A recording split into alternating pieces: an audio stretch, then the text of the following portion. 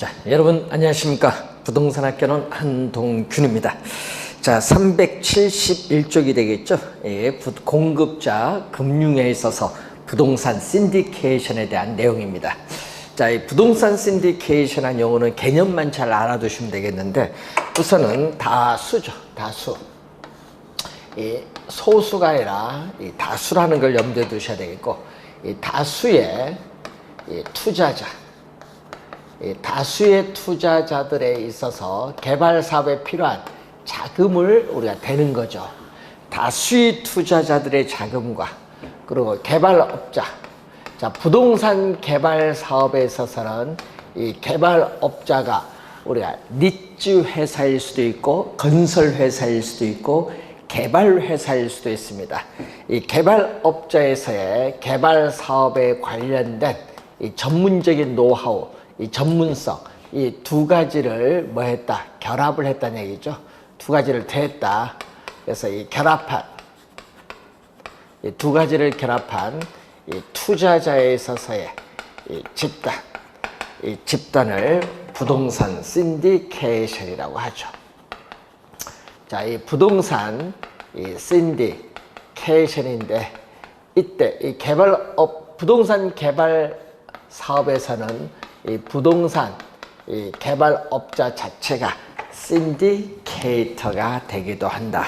자, 그 내용이죠. 그래서 371페이지 보시면은 이 신디케이션의 결성에 주도적인 역할을 하고 또 결성된 이 신디케이션의 운영과 우리가 관리의 책임을 지는 법인이나 자연인을 말하는 게 신디케이터라고 합니다.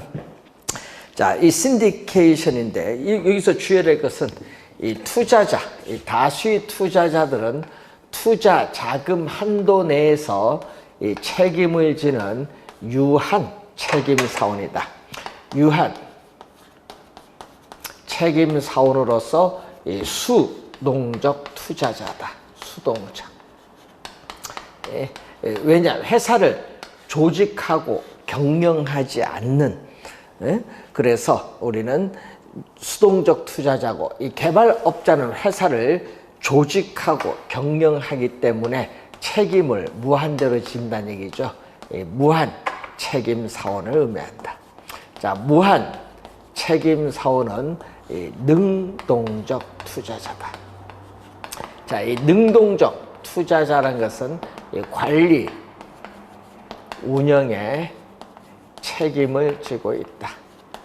그래서 이 두 가지를 더해 준 것을 뭐라고 한다? 이 미국에서는 이 부동산 신디케이션의 대표적인 형태를 우리는 파트너십이라고 한다. 파트너십. 파트너십을 우리 기업의 형태를 우리가 번역을 하면은 합자 회사라고 번역을 하죠. 자, 이때 자, 관련해서 파트너십인데, 이 자금을 모집을 할 때는 개발 사업의 규모가 작을 때는 개별 모집을 하는 사모 방식이고, 개발 사업의 규모가 클 경우에는 공개 모집을 하는 공모 방식을 취하기도 한다는 그런 내용이죠. 자, 부동산 신디케이션은 이 지분 형태다. 부동산 신디케이션은 이 지분 형태의 자금을 조달하는 지분 금융 방식을 의미하고 직접 투자다. 투자자들이 자금을 개발 사업에 직접 투자한다. 간접 투자가 아니라 직접 투자라는 것을 또 염두에 두시면 되겠습니다. 자, 이 신디케이션에 관련된 얘기고, 373페이지 보시면은 프로젝트 우리가 파이낸싱이 나오죠. 자, 이 프로젝트 파이낸싱, 이 프로젝트라는 것은 대규모 개발 사업을 의미하죠. 자, 파이낸싱은 뭐죠? 금융이죠. 예, 프로젝트 금융이라는 얘기죠. 예, 파이낸싱은 금융으로 번역을 해서 프로젝트 금융이다. 프로젝트를 위해서 자금을 조달하는 방식인데, 우리 앞에 요걸 따서 PF라고 많이 한다. PF. 자, PF라고 많이 하는 방식이죠. 프로젝트 파이낸싱에 대한 얘기입니다. 자, 프로젝트 금융, 뉴스 신문에 요즘 많이 우리가 나오는 용어인데, 또 시험 문제 또 우리가 자주 또 우리가 출제되는 용어로서 상당히 또 중요한 용어라는 것을 기억을 해 두셔야 되겠습니다. 그래서 이 프로젝트 파이낸싱은 부동산을 담보로 해서 자금을 융통받는 방식이 아니다. 그래서 이 부동산 우리가 부동산을 담보로 해서 우리가 대출을 받는 방식이 아니라는 것. 자, 부동산을 담보로 해서 대출을 받는 방식이 아니라는 걸 꼭 기억을 해 두셔야 되겠고, 자, 이때 사업주, 스폰서가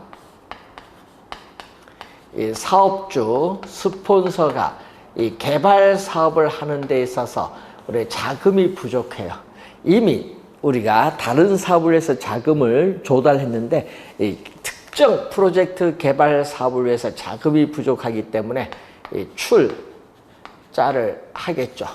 그래서 특수 이렇게 법인을 하나 만드는 거죠. 특수법인은 사업주와는 회계적, 법률적으로 독립적인 이렇게 법인을 하나 만드는 거죠. 그래서 이 프로젝트 우리 시행회사를 이렇게 하나 만들게 됩니다. 자, 이것을 뭐를 위해서 특정, 예를 들면 미국에서는 유전개발 사업을 위해서 도입을 했죠. 이 특정 우리가 프로젝트 개발 사업. 자, 이때 특정 프로젝트 개발 사업에 있어서는 자금이 많이 든다. 이 대규모 자금이 소요돼요. 자, 대규모 자금이 소요되고 또 공사 기간도 오래 걸리는 거죠. 공사 기간도 우리가 공사 기간도 우리는 장기간 소요되는 특정 프로젝트 개발 사업입니다. 자, 예를 들면 유전 개발 사업, 고속도로 개발 사업, 아파트 개발 사업, 항만 개발 사업 등을 예를 들어 볼 수 있죠. 이 특정 프로젝트 개발 사업에 있어서 뭐를 담보로 하죠? 부동산을 담보로 해서 대출을 받는 방식이 아니라 이 특정 프로젝트 개발 사업에 있어서 미래의 우리가 수익성 또는 사업성이라고 하죠. 미래의 수익성, 이 사업성을 담보로 한다는 것. 자, 이 미래의 수익성 또는 사업성 담보, 여기에 상당히 중요한 또 포인트가 되겠죠. 미래의 수익성, 사업성을 담보로 누구로? 사업주가 아닙니다. 프로젝트 우리가 시행회사의 재무상태표, 과거의 대차대조표죠. 재무상태표상에 뭘로써? 우리는 부채로서 뭐를 발행한다? 회사의 채권을 발행한다. 자, 회사채를 발행하죠. 회사의 채권을 발행을 해서 개발 사업에 필요한 자금을 조달한다.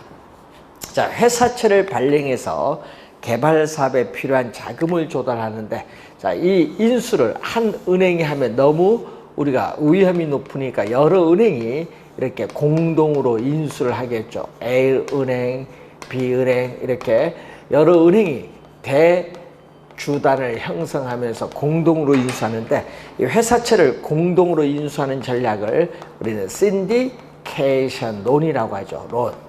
자, 론은 대출이죠. 신디케이션 형태로 론, 대출을 해준다는 얘기죠. 그래서 대출을 누구한테 해준다? 법인에 대출을 해주죠. 그래서 자금을, 개발 사업에 필요한 자금을 우리가 대출을 해줘요. 누구 입장에서? 이 대출자인 저당 투자자 입장에서 대출을 해주면 뭐가 나오죠? 이자를 받는데, 이때 이자가 상당히 비싸다. 그래서 또 시험에 나올 때 주의하죠. 프로젝트 우리가 파이낸싱 금리는 미래의 불확실성에 투자를 하기 때문에 이 기업 대출 금리, 자, 기업 대출 금리보다 여기에 더 높다는 것을 기억해줘. 또 높은 금융 비용을 수반한다는 문제점을 더 가지고 있고, 자, 또 이 개발 사업에 참여하는 이해 관계자들이 많죠. 이 금융기관뿐만 아니라 여러분이 시공회사인 건설회사라든지 이 원료 공급업자, 구매자, 국책사업일 경우 정부 등의 다양한 이해 관계인들이 참여하기 때문에 우리는 개발 사업에 따른 위험을 분산하기 위해서 뭐를 한다? 이해 관계인들에게 보증을 요구하기도 한다는 거 기억해 두셔야 되겠고, 또 자금은 프로젝트 시행회사나 이 건설회사가 자금을 관리를 하는 것이 아니라 누가 관리하죠? 부동산 신탁회사가 관리하겠죠. 자, 부동산 신탁회사가 뭐를 통해서? 에스크로우 계정. 자, 에스크로우 계정을 위탁 관리 계좌라고 하죠. 자, 에스크로우 계정을 위탁 관리 계좌라고 하는데, 요걸 통해서 우리는 신탁회사가 자금을 관리를 하죠. 특수법인이나 우리는 이 시공회사인 건설회사가 자체의 계좌를 통해서 관리하는 것이 아니라는 것을 염두에 좀 두시면 되겠습니다. 자, 그러면은 이 개발 사업, 특정 우리가 프로젝트 개발 사업으로부터 발생하는 미래의 현금, 우리가 유입과 유출, 미래의 현금 흐름이 이 회사채에 대한, 이 회사채를 발행했기 때문에 회사채에 대한 뭐를 상환의 재원으로 삼는데, 이 개발 사업이 망했다, 도산했을 경우에는 이 대주단은 프로젝트 시행회사가 보유하고 있는 자산이나 미래의 현금 흐름에 대해서만 우리는 원리금 상환을 청구할 수 있습니다. 이 사업주에게는 원리금 상환을 청구할 수 없죠. 그래서 사업주는 개인적인 채무가 없는 비소급 금융이다. 여러분, 상환 청구권의 독립성을 가지고 있다, 이런 얘기죠. 비소급 금융인데, 만약에 이 개발 사업에 대해서 일정한 부분을 보증을 하면은, 보증한 부분에는 뭐 한다? 제한을 두죠. 이 보증한 부분에 제한을 둬서 여기에는 원리금 상환을 청구할 수 있는 이 제한 소급 금융의 경우가 뭐다? 일반적이죠. 자, 그리고 사업주는 프로젝트 시행회사가 조달한 자금을 이용해서 투자를 하기 때문에 사업주에 우리는 재무상태표상에 부처하는 아무런 관련이 없죠. 그래서 장부 외에 자금을 융통하는 효과가 있다. 이 부의 금융 효과로 인해서, 부의 금융 효과로 해서 부채를 우리는 수용할 수 있는, 채무를 수용할 수 있는 능력, 이전보다 더 많은 자금을 이용할 수 있다. 여기에 높아진다는 장점이 있죠. 사업주가 가지는 장점이 되겠죠. 부의 금융 효과고, 또 미래의 불확실성에 대해서 어떻게 돼요? 높으니까 우리는 이 프로젝트 시행회사는 자금을 조달하기 위해서는 우리가 이 개발 사업에 관련된 정보를 제공을 해줘야 되기 때문에 정보의 비대칭성이 점점 줄어든다는 그러한 장점도 가지고 있다.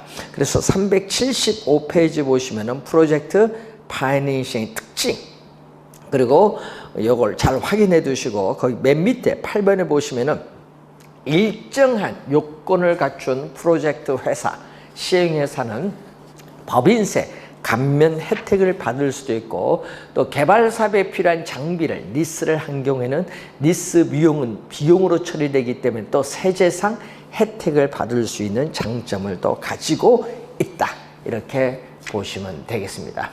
자, 이 니츠 부동산 투자 회사도 간접 투자이듯이 부동산 펀드도 소액 투자자의 자금을 모아서 전문가들이 투자하기 때문에 이 부동산 펀드도 간접 우리가 투자 상품이라는 걸 염두에 두시면 되겠습니다. 자, 그리고 여러분 378페이지에 보시면은 우리가 주택도시기금, 그리고 요즘에 아파트 분양받을 때 보증을 받아야겠죠. 그래서 주택도시보증공사라는 용어 정도는 여러분이 한번 교재를 통해서 읽어보시면서 이런 내용이 있다, 이렇게 확인을 하시면 되겠습니다. 자, 383페이지에 밑에서 5번째 보시면은 최유효 이용이 나오죠. 자, 최고 최선의 이용이죠.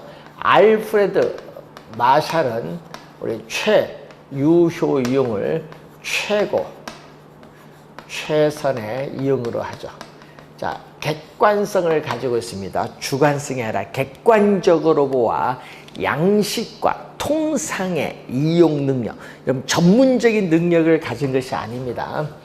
자, 전문적인 능력을 가진 것이 아니다. 전문적인 능력을 가진 것이 아니라 통상의 이용 능력을 가진 사람에 의한 합리적, 합법적인 최선의 이용 방법을 최유효 이용이라고 하죠. 개념이 거기에 나와 있죠. 그래서 최유효 이용의 필요 충분 조건을 보게 되면 합리적 이용, 우리는 적법적인, 합법적인 이용, 그리고 기술적 측면에서의 물리적으로 채택 가능성이 있는 이용, 그리고 이 세 가지 조건 하에서 부동산을 이용함으로써 최대 수익을 올릴 수 있느냐 경험적 증거로서 최대 수익을 창출하는 이용. 그래서 네 가지를 우선 우리가 볼 수 있다. 자, 384페이지에 최유효 이용에 대한 판단, 알프레드 마샬의 네 가지 조건이 나오고 있습니다. 자, 385페이지에 우리 앞에서 지대 이론에서 배웠었죠. 지대 이론에서 우리 용어를 많이 또 쓰는 용어 중에 하나가 이 집약도입니다. 자, 토지 이용의 집약도는 단위 면적은 1제곱미터를 말하죠. 이 단위 면적당 토지에 투입되는 이 노동과 자본의 상대적 크기를 토지용의 집약도인데, 이 토지는 적게 투입을 하고 분자인 노동 자본을 많이 투입을 하면 집약도가 높죠.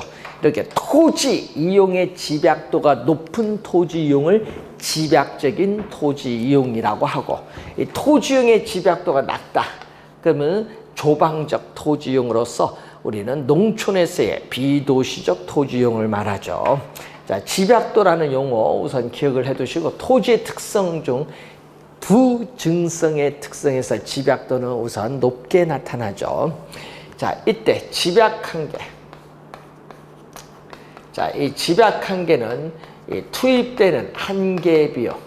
자, 상품을 한 단위 더 생산하는데 총 비용이 얼마만큼 변하느냐. 또 시장에서 상품을 한 단위 더 판매하는데 총 수입은 얼마만큼 변하느냐. 투입되는 한계의 비용이 한계 수입과 일치하는 데까지 투입하는 경우의 집약도를 우리는 집약한계로서 토지 이용의 집약도의 뭐다? 상한선. 자, 토지 이용의 집약도의 상한선을 의미하는 내용이죠. 자, 이때를 우리는 뭐다? 이윤 극대화다. 자, 이윤을 극대화 시켜주는 수준의 집약도로서, 이윤이 극대화되는 수준은 토지 이용에서의 무슨 상태에 있다? 최유효 이용의 상태에 있는 집약도다. 이렇게 보시면 되겠죠. 자, 조방 한계가 나오죠. 조방 한계는 토지 이용, 우리가 집약도의 하한선을 말하죠. 하한선. 자, 요 하한선 이상 이용이 돼야 된다. 그래서 우리는 최적인 조건 하에서도 생산 비용을 겨우 감당할 수 있는 수익밖에 올릴 수 없는 경우의 집약도를 조방 한계라고 하죠. 그래서 조방 한계는 총 수입과 뭐가 같다? 총 비용이 같다. 총 수입과 총 비용이 같다는 거죠. 자, 총 수입과 총 비용이 같으면 초과 이윤도 없고 손실도 없는 상태죠. 이때를 우리는 손익분기점 수준의 집약도라고 하죠. 자, 집약도에 관련된 용어를 한번 우선 확인을 해봤습니다. 자, 387페이지에 이 지가 구배 형상을 우리가 배우셨죠. 우리 노스 교수죠. 자, 노스 교수인데 미국의 남가주 대학의 교수죠. 그래서 미국의 캔자스 주의 조그만 소도시 뭐를 토페카를 우리 연구를 한 거죠. 토페카시를 연구한, 그래서 어떻게 돼요? 지가 구조를 소도시의 토지 가격, 지가 구조를 우리는 실증적으로 우리가 분석한 학자가 노수 교수가 되겠습니다. 그래서 노수 교수는 도심에서 이 지가가 가장 높은 수준이 100% 입지인데 여기가 상업용 토지용이죠. 자, 도심에 가까울수록 지가는 우뚝 솟고 도심에서 거리가 멀어질수록 지가는 급격히 하락하는 형상을 보이게 되는데 이것을 우리 거북이 구자를 우리가 얘기하죠. 거북이 구자. 그래서 거북이를 뒤집으면 이런 모양이 된다. 구배. 그래서 지가 구배 형상이 나타난다. 지가 구배 형상이 나타난다는 것을 처음으로 설명한 학자가 노수 교수의 내용이 되겠습니다.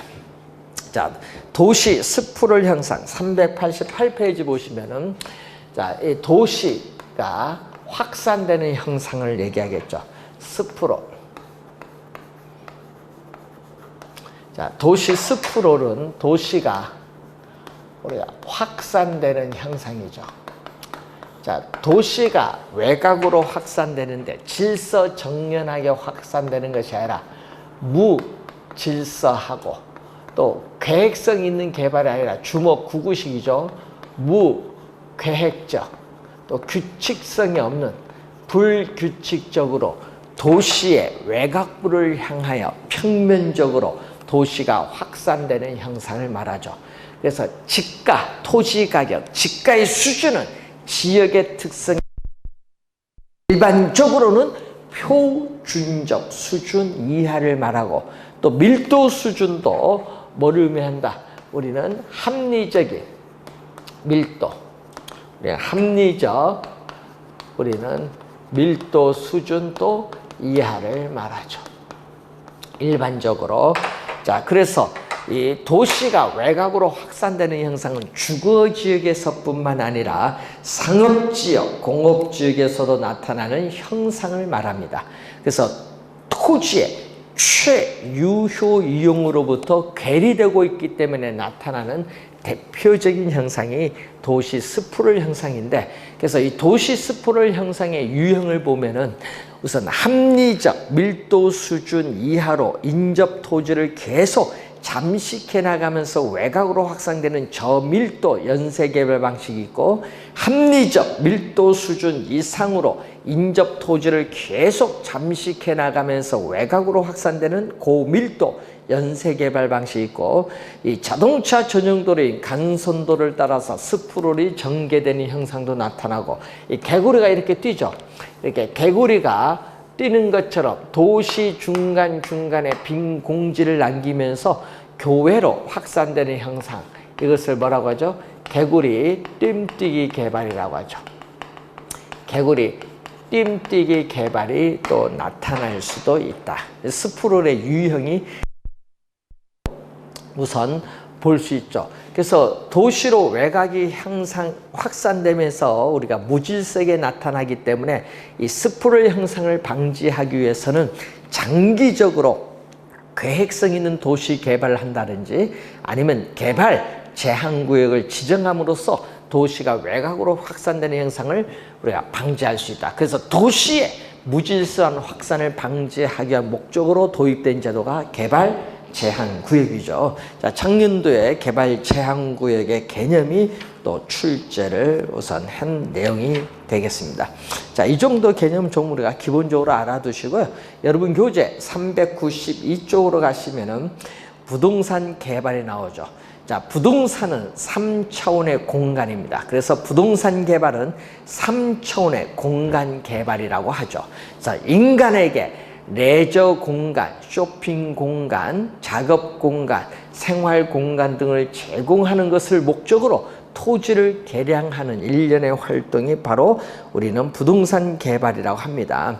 그래서 월포드는 부동산 개발은 토지의 개량물을 생산하기 위한 토지, 노동, 자본 및 기업, 국가적인 능력의 결합의 과정을 부동산 개발이라고 했고요.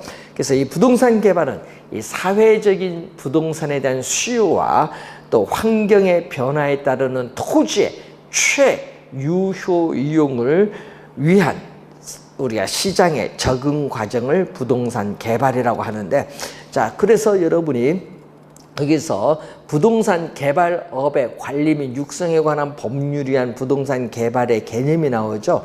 자, 그래서 이 토지를 건설공사의 수혜 또는 용도 변경에 우선 형질 변경의 방법으로 조성하는 행위, 건축물을 건축, 우리가 대수선, 리모델링 또는 용도 변경하거나 공작물을 설치하는 행위, 이것을 부동산 개발이라고 하는데, 다만 부동산 개발은 자, 시공을 담당하는 행위는 제외한다. 꼭 기억해야겠죠. 시공을 담당하는 행위를 제외한다는 것을 꼭 기억을 해 두셔야 될 내용이 되겠습니다. 자, 그래서 여러분이 항상 이 부동산 개발의 업의 관리 및 육성에 관한 법률의 부동산 개발이 가끔 또 우리가 시험 지문에 자주 출제된다는 것을 우선 확인을 해 두시면 되겠고, 자, 393페이지에 부동산 개발의 주체를 보면은 국가, 지방자치단체, 각종 공사부문, 한국토지주택공사 이런 공사부문에 의한 개발은 공공개발 주체고, 이 토지 소유자 개인이나 조합, 우리가 민간건설 사업자죠. 이것은 민간개발 주체입니다. 자, 공개발 주체는 인허가를 담당하고, 민간 개발 주체는 개발 사업에 필요한 자금을 조달해서 민간 공동으로 개발 사업을 하는 것을 우리는 제3섹트라고 하는데, 우리 작년도 시험에 우리 민간 공동으로 개발하는 주체가 출제를 했었습니다. 자, 그리고 394페이지 보시면은 부동산 개발의 과정을 우리가 묻는 건데, 예, 가끔 또 우리가 시험 지문에 또 자주 나오는 거죠. 누구 얘기죠? 월포드죠. 월포드.